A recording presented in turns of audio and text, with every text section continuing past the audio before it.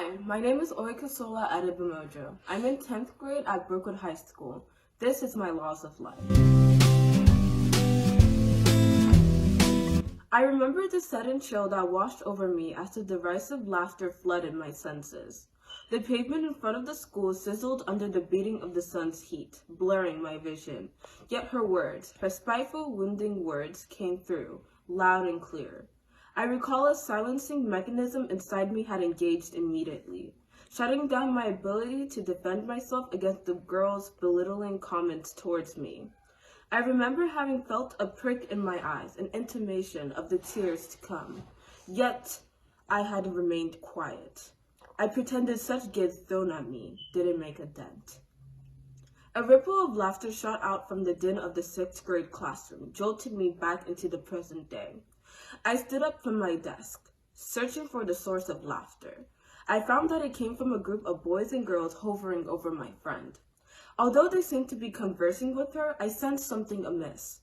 Passing her weight between her feet, she crossed her arms tightly over her shoulders as she strained to keep the strained smile plastered on her face.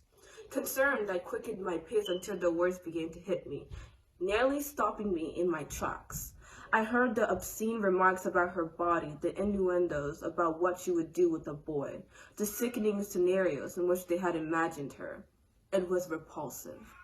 Enraged, I felt myself returning to that memory, standing under the sun enduring the harassing words of that girl making fun of me, wiping the unshed tears from my eyes. Then I remembered the relief that washed over me when someone had shot back with the bravery I didn't have at that time. Hey, stop it, you're not funny. I didn't know that person, and I wouldn't know them even after the incident, but I will never forget how their words saved me that day. Muhammad Mossadegh once articulated, "If I sit silently, I have sinned." I couldn't hypocritically stand still and let this derogatory joke continue. That person who spoke up for me gave me a voice when I lacked one. Now it was my time to lend mine to my friend. Looking back at my friend who had lost her voice, I didn't think twice, impulsively stomping my way over to the group. With each step I took towards the group, I felt empowered with this rationale. "Hey, don't you feel disgusted with yourselves?" I barked out to the group. They gawked at me as I expelled a shaky breath, my hands jerking behind me.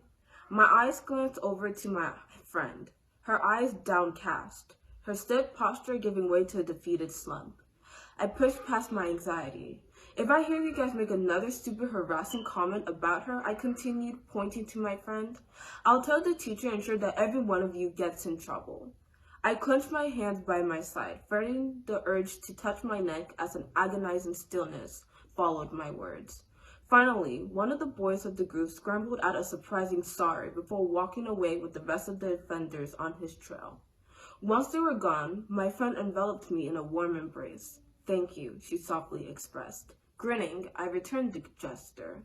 My heart pounding as the rush of adrenaline gave way to a sense of achievement. 5 years later, I've come to the realization that being an upstander requires the bravery to push through fear. It's easy to be an upstander in one's mind, but much harder in practice. That fear of not being taken seriously, that your words might worsen the situation rather than help it, will always creep in.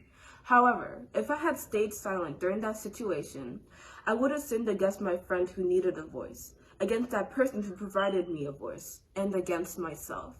Such offense would have hung over my head, a weight more unbearable than any comment I could have ever spoken. Today I speak up, even as my fears try to hold my tongue, and I refuse to stay silent for myself and others. I would like to take this time to acknowledge and appreciate my teacher, Miss Ollinger, and my friend Praise Oladitu. Both of them helped me with this essay. Thank you very much. And thank you so much for listening to this.